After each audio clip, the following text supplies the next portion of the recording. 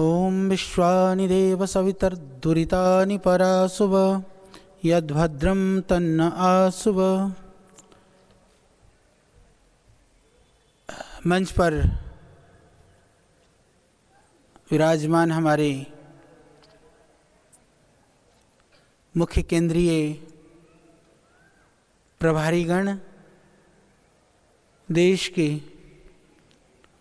अनेक प्रांतों से, अनेक जिलों से, अनेक तहसीलों से, अनेक गांवों से पधारे हुए हमारे सभी आप भाई और बहनों,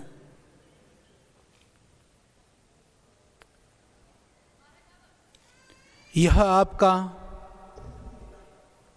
सौभाग्य है कि जो आप भारतीय संस्कृति, परंपरा और इस राष्ट्र के लिए, इस राष्ट्र के समृद्धि के लिए, इस राष्ट्र के उत्थान के लिए, सुस्वास्थ्य की प्राप्ति,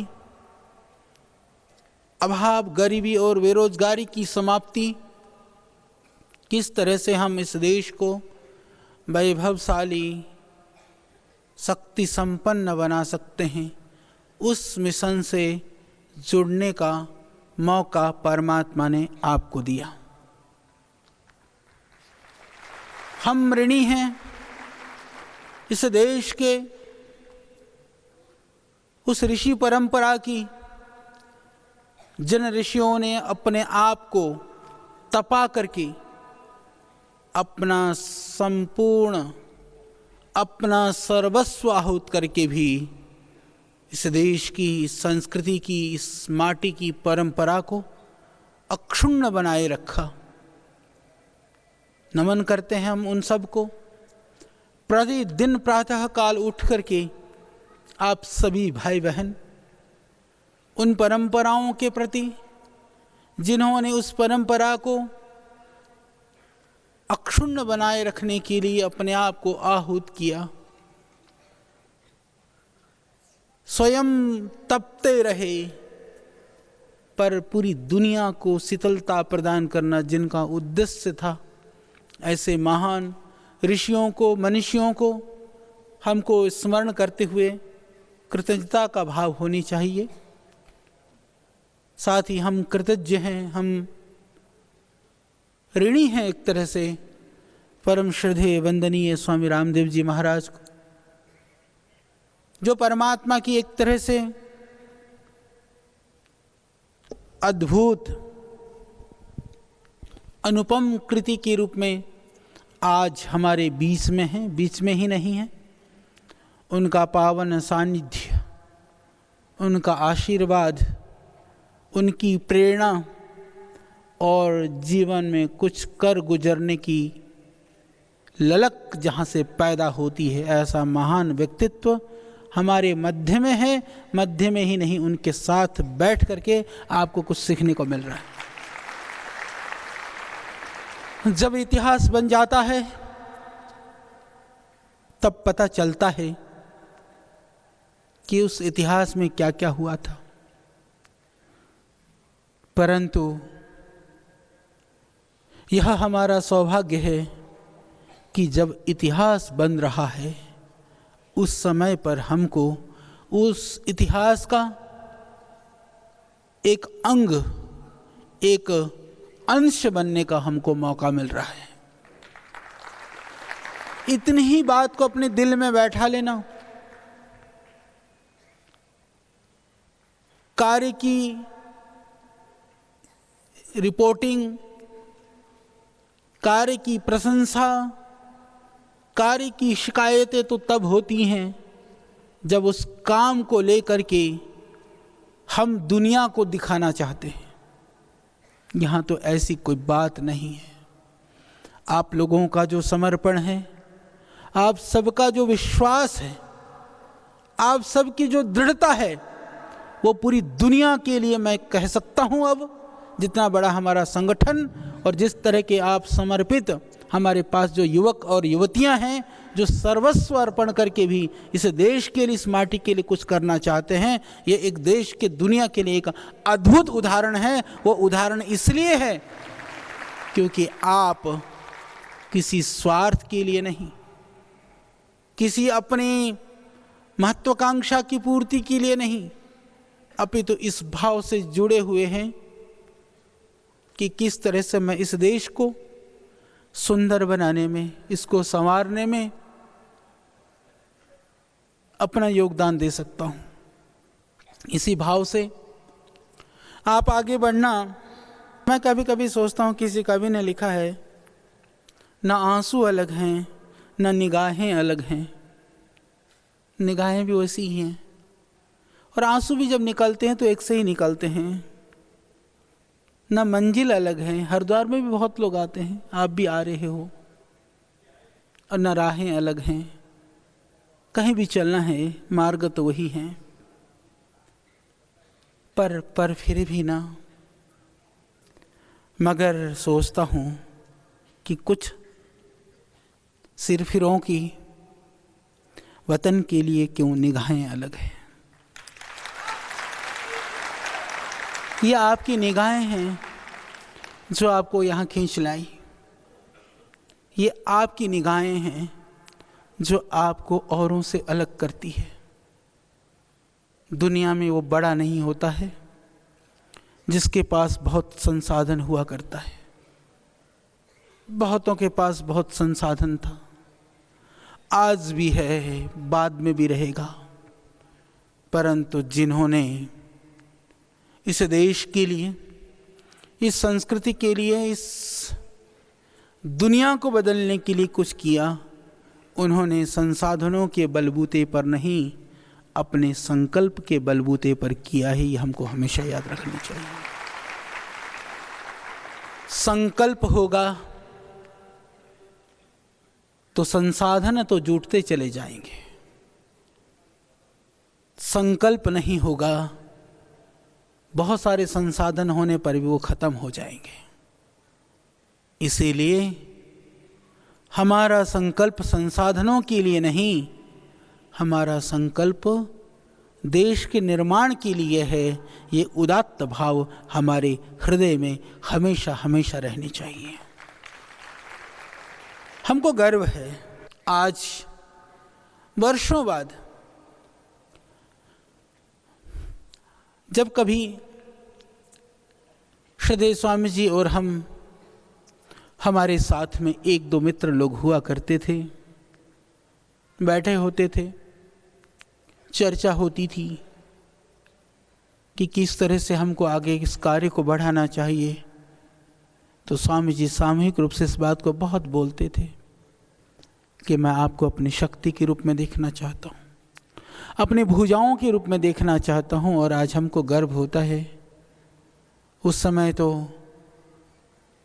हम सुन रहे होते थे, हम महसूस कर रहे होते थे, हम देख रहे होते थे, पर आज हम देख रहे हैं कि आज उस संकल्प को संकल्पित करने के लिए, उसको पूर्ण करने के लिए लाखों लाखों हमारे भाई बहन, हमारी जो भुजाएं और हमारी शक्ति के रूप में आज देश को मिली हुई है। आज आपका लोहा देश नहीं, पूरी दुनिया मान रही है। पर यह हमारा पड़ाव नहीं है, ये तो प्रारंभ है। लोग कहते हैं, पूछते हैं लोग, श्रद्धेय स्वामी जी से भी पूछते हैं कि ये इतना समर्पित कार्यकर्ता कैसे तैयार हो जाते हैं, कैसे आ जाते हैं। कोई स्वार्थ नहीं, हम आपको क्या देते हैं।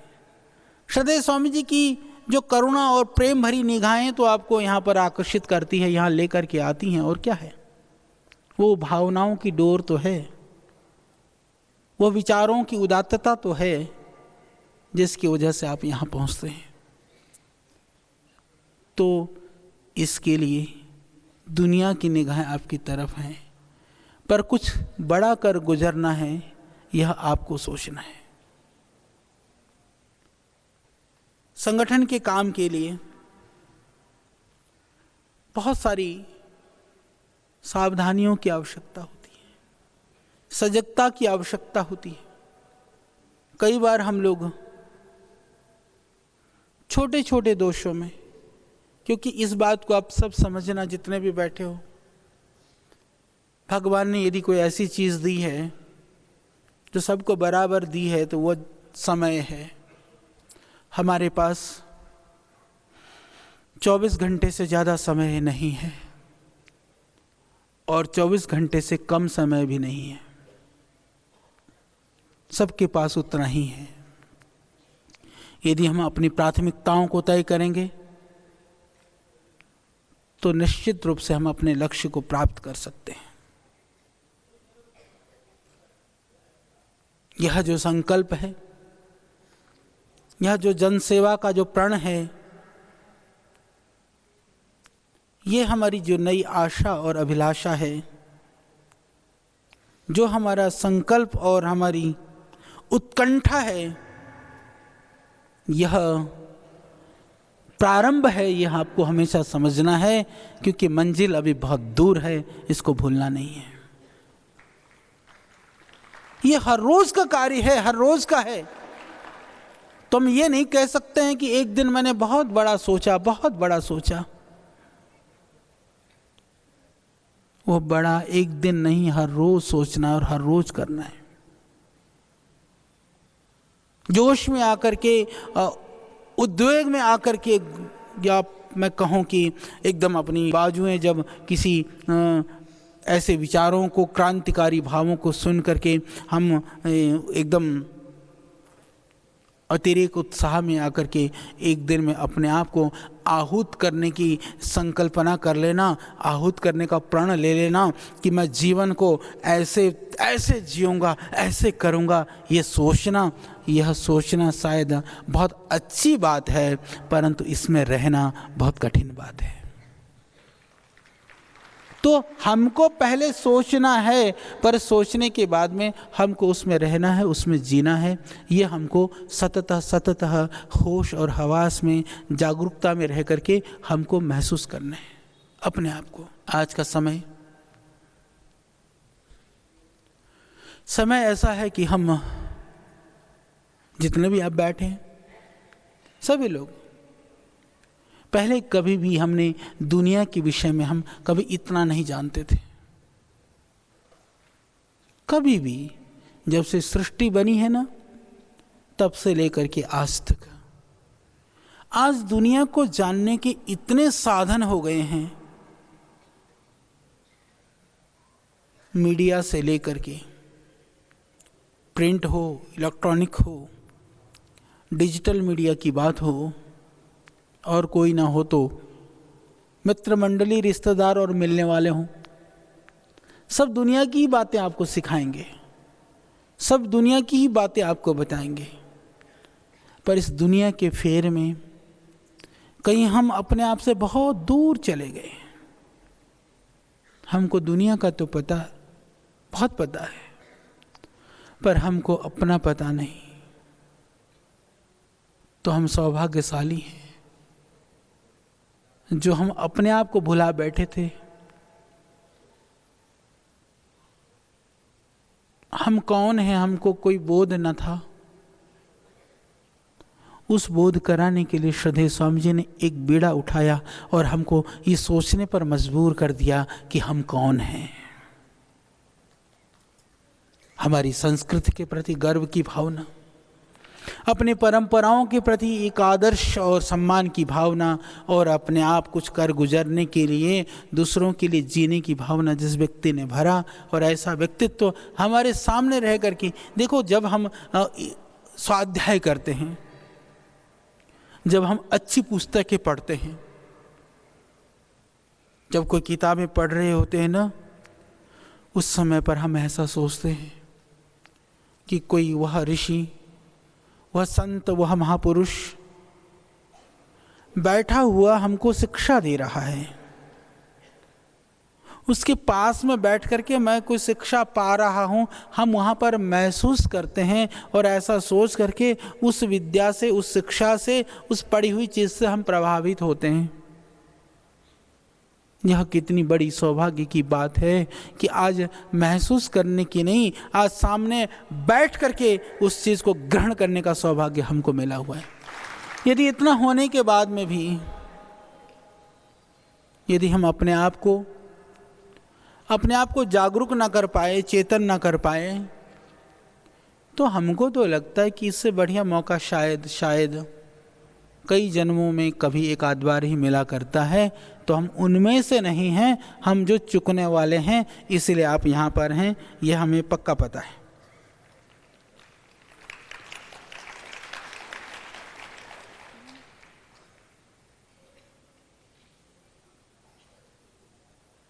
और जहाँ तक बात रही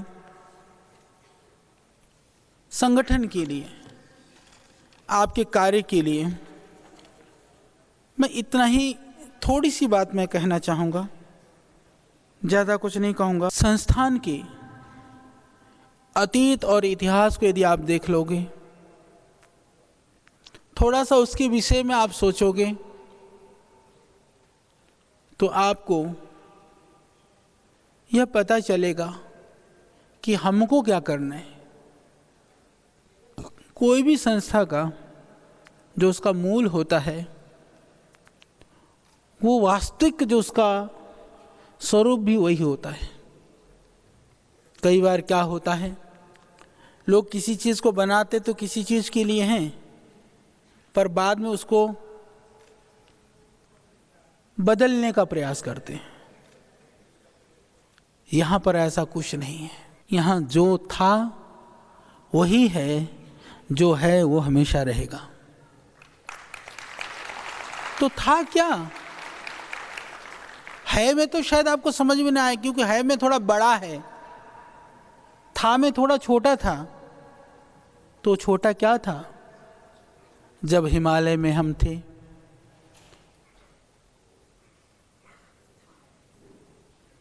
बर्फीली हवाएं, हिमाच्छादित पर्वत श्रृंखलाएं, गंगा का वह तट, उस किनारे पर गुफा के पास पत्थर में बैठे हुए हम लोग, बैठे हुए, कुछ भी तो नहीं था वहाँ पर, बस ऐसे ही एक ओढ़ने का था, एक पहने ऐसे ही था।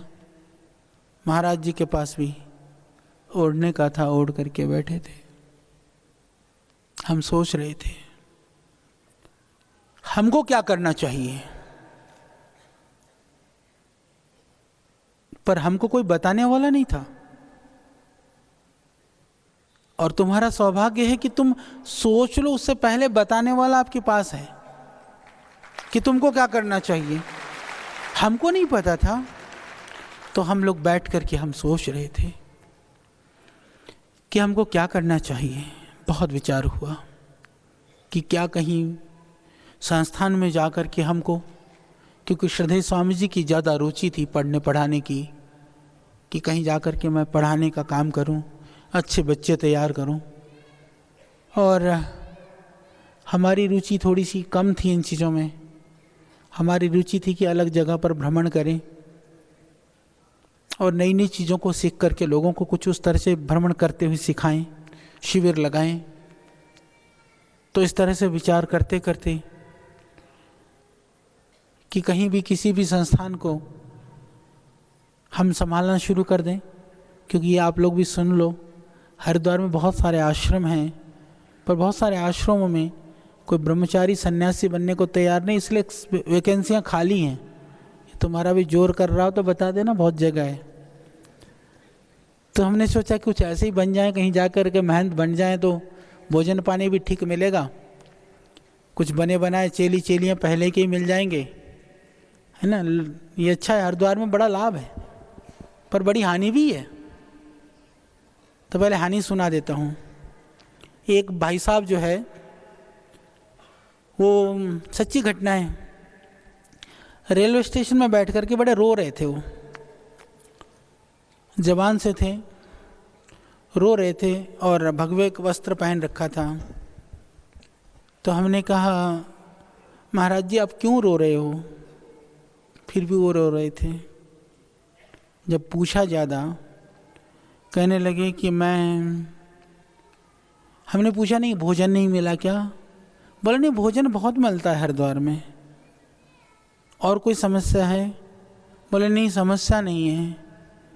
फिर हमने कहा क्यों रो रहे हो? कहने लगे ऐसा है, हम पत्नी जी से झगड़ गए, झगड़ करके हम गुस्से में आ गए, आकर के हमने कहा हम सन्यासी बन जाएंगे, और हम सन्यासी बन गए, हरिद्वार आ गए, पर अभी ना पत्नी की बहुत याद आ रही है। हमने कहा बाबा जी कितना दिन हुआ? बोले जी वही 10-12 दिन हुए हैं अभी तो 10-12 दिन में सारी दुनिया याद आ जाती है जब घर से निकलो तो। निकल करके तो देखो जरा। तो जो है यदि पूरी जिंदगी भर के लिए निकलने की तैयारी हो तो हरिद्वार में बहुत सारी जगह है, नहीं तो पतंजलि में तो है ही है। तो ये सुगम मार्ग नहीं है,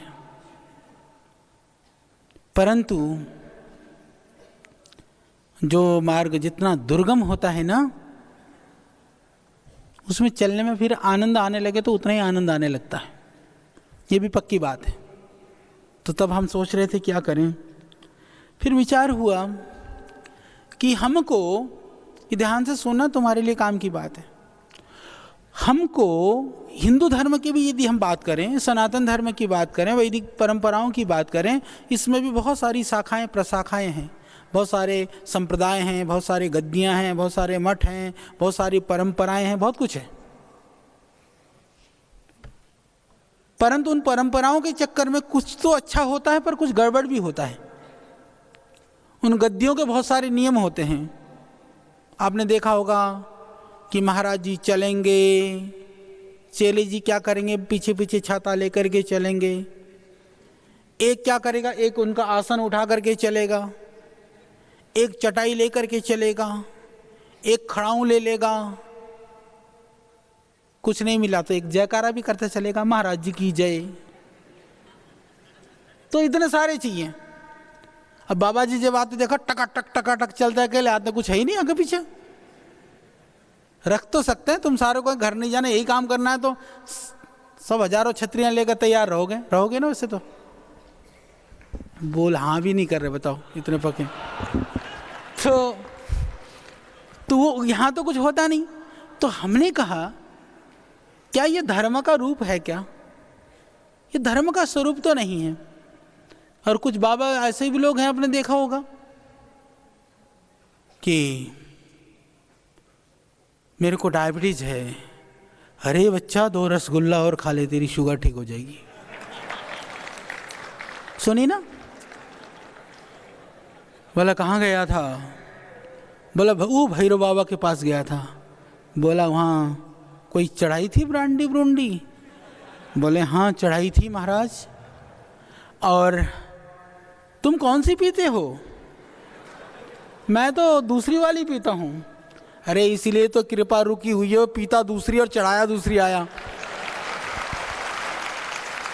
तो ये क्या धर्म है, क्या संस्कृति है? हम भी बढ़िया कर सकते हैं वैसे, परंतु हमको करना नहीं है।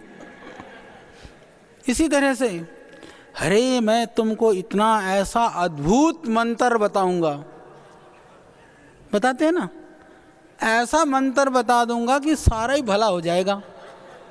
और तुमको पता है मंत्र नाम की कोई चीज़ नहीं होती, मंत्र होता है। जब मंत्र शब्द ही अशुद्ध उच्चारण कर रहे हैं भाई साहब, तो तुमको क्या सिखाएंगे तुम सोच लो। और जब लोग फिर भी पता नहीं क्या मंत्र मिलेगा। तो इसलिए मेरे भाई ये संस्कृति की विकृति है।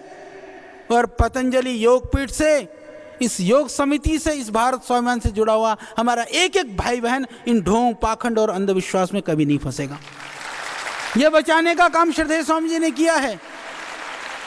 स्वामी जी ने अभी कह दिया थोड़े दिन पहले, और राजस्थान में अभी कोई कहानी थी बोले तुम सारे काले भाठों को इकट्ठा कर करके सरसों का तेल और खराब करते हो।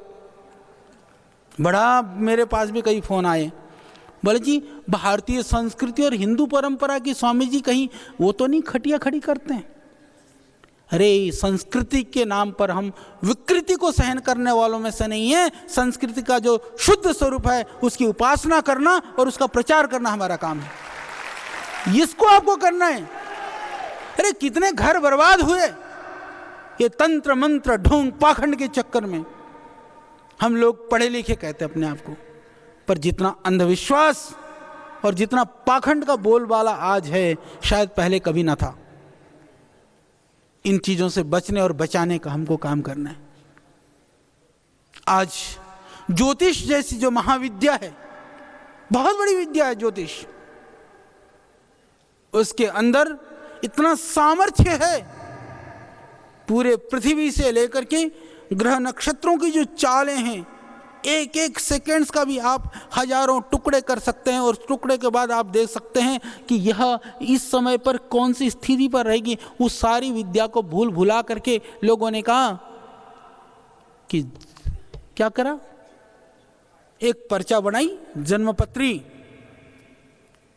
और सारे भाग्य कहने के लिए बैठ गए वास्तु के नाम पर। हमने एक भाई साहब को कहा, मैंने कहा जी ऐसा क्यों करते हो, जो आप बताते हो सही बात है? बोला अच्छा जी सही बात तो नहीं है। पर मैंने कहा ऐसा क्यों करते हो? सही बात बता रहा हूँ उनकी, जो बिल्कुल बड़े व्यक्ति की कही हुई। कहने लगी हमारा सारा बिजनेस तो भय पर ही तो टिका हुआ है। यदि हम डराएंगे नहीं तो लोग समाधान करने के लिए क्यों आएंगे हमारे पास? तो मेरे भाई पतंजलि में डराया नहीं जाता है, यहाँ तो समाधान दिया जाता है। यही तो फर्क है। हम कहते हैं जीवन की परेशानियां, विपत्तियां, बाधाएं भूल जाओ, मस्त रहो, योगासन करो, प्राणायाम करो, ध्यान करो, सब ठीक हो जाएगा। हाँ कहते बेटे तेरे सर पे राहु चढ़ा हुआ दिखता है, दिख ही रहा है उसे, आधे की शक्ल पे तो राहु चढ़ा हुआ है। अभी थोड़ी हंस लो, थोड़ी मुस्कुरा लो, उतर जाएगा राहु। तो आनंद से रहा करो, मस्ती से रहा करो। जो जितना भयभीत होना शुरू हो जाता है ना, उतनी ये भय के भूत और खड़े हो जाते हैं।